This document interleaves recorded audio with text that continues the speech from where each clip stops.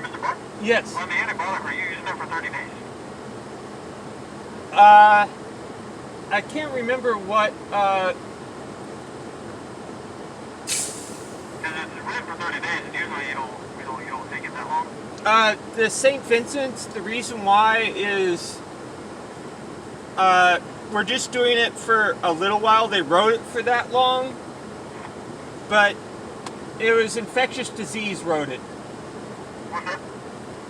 The infectious disease wrote it. I had, Oh, okay. I would follow up with them, though, just to make sure. yeah, I will. Yeah, just make sure that's what they want you to do, because that is for 30 days, that's a little bit much. Yeah.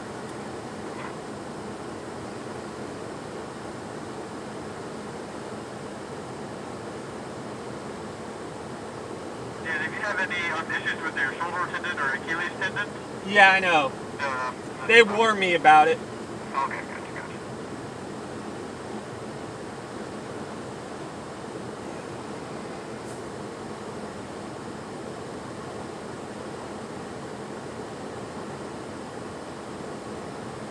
Alright, you're all set, my friend. I'm sending everything to you now, okay? Alright.